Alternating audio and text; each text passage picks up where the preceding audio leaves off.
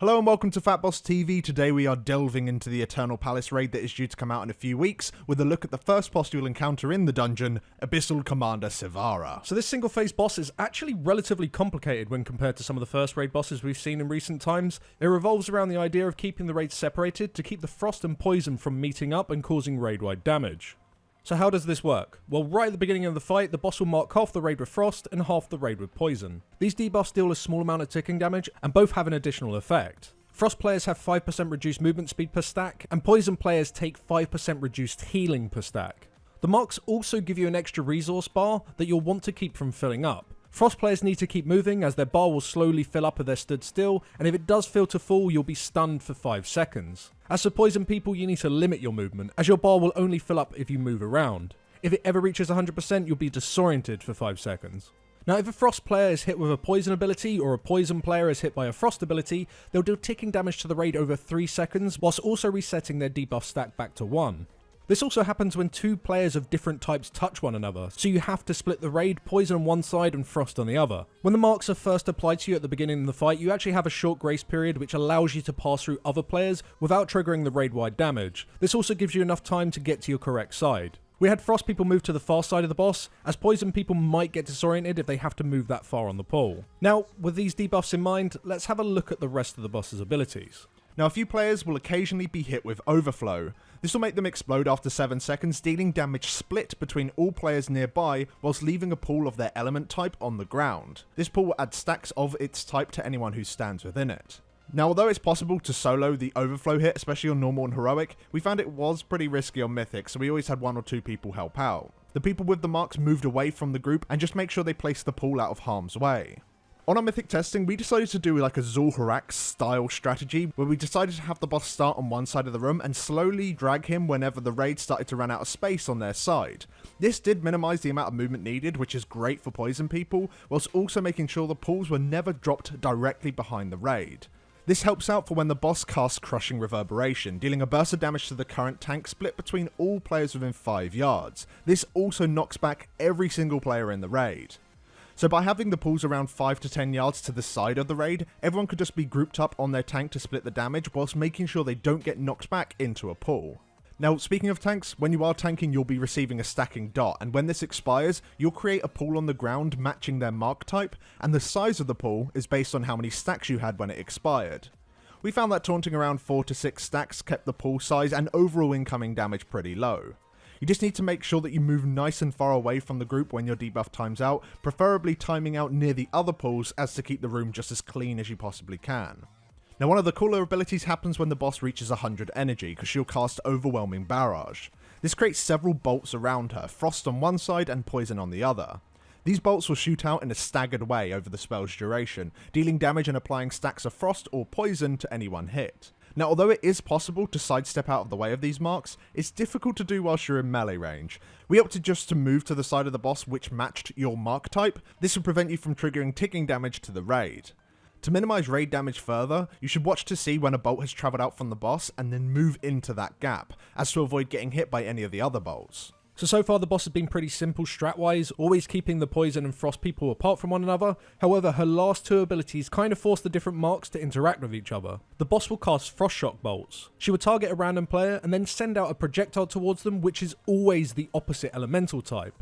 This projectile will always hit the first person on its path, dealing damage of that elemental type and then pinning them to the ground until somebody comes over and clicks to remove the bolt. Ideally, you will have somebody of the opposite mark take the bolts that targets you, as this will prevent from triggering the raid-wide damage. We decided to have anyone who was targeted to go to the side of the boss that's clear from any of the pools, whilst a non-matching player stands right in front of them to take the hit. Alternatively, you can just ignore the mechanic and just take the raid-wide damage, as only 2 or 3 bolts are thrown out in a row, and these are separated by a large amount of time.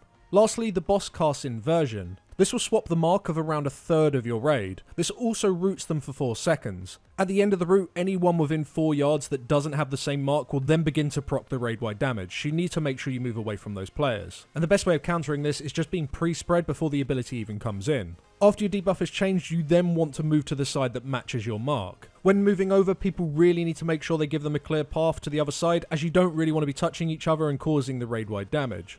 Inversion on Heroic also changes the colour of all the pools on the ground. This is actually pretty useful, as this gives anyone nearby a way of triggering their raid-wide damage and resetting their stacks if they happen to be excessively high. And that's really the last thing you need to worry about on this fight, which is the stacks of the debuff. With the overflowing debuffs that need to be soaked, applying a decent amount of stacks each time you do so, and players likely getting hit by the barrage bolts of their type, player stacks eventually going to get pretty out of control. We found that resetting your stack by deliberately taking the opposite damage type when you reached around 5 to 7 stacks was a pretty good idea, especially if you are poison marked, as you are taking a decent amount of damage whilst receiving much less healing.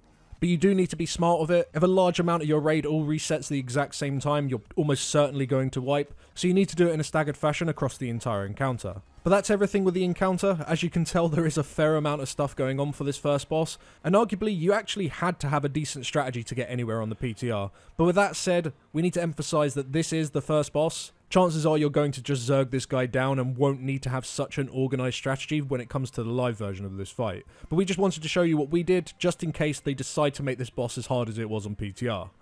But anyway, what do we think? So yeah, as you said, for a first boss, this guy really does have a lot of moving parts, which isn't necessarily a bad thing. Usually they want a boss which is like has maybe 1 or 2 key mechanics, and usually it's more like cinematic than anything else. Usually it has like a cool gimmick, like, you know, when you went down the elevator on Talok, or it's just very simple, like the Champion of Light encounter in BOD. Yeah. Normally the first boss would allow pretty much, you know, half of the group to not really know what's going on at all. You can kind of brute force it half the time. But it seems like everyone is actually going to need to be on the same page when it comes down to the mark. It's having like 1 or 2 players constantly proccing the raid-wide damage because they're just completely oblivious to what's going on is very likely just to wipe your raid group. But overall, I am a fan. On Heroic, this boss was missing a whole lot of polish when it came down to like ability clarification, but after Mythic testing, it did feel very, very good. Things are well telegraphed and easy to read, which is mainly why we've been showing you the Mythic footage for most of this video, if not all of it. Heroic testing was a complete mess. It was absolutely It was just a insane. laggy shithole. But yeah, for a first boss, it has a nice clear theme with the different marks, and the mechanics interact in simple yet interesting ways, which does leave open several different strategy options, which is generally a good thing, but I'm worried that they're just going to make this boss in such a way that none of it's going to matter. You're just going to go in, people frost go left, poison people go right, nuke the boss, and generally Overflow can just go to the side. If the fight happens to be a long fight, that's where it starts to become interesting, where you need to worry about space management, but chances are you are literally just going to go on either side, nuke the boss and put the overflows to the side, and just, it will die maybe in a messy way, but it's going to die in 3 minutes, so who cares if it's messy? Yeah, I think it's a bit of a shame because I think that is very likely to be the case because it is the first boss. Yeah. Which makes me think maybe this boss is in the wrong place within the instance. Maybe instead of him being first, he could have been second or third, and you could have put the water boss first. Well, the water boss is definitely... Because he is a fucking joke, and he will be a joke on live. We know for a fact he will be. Yeah.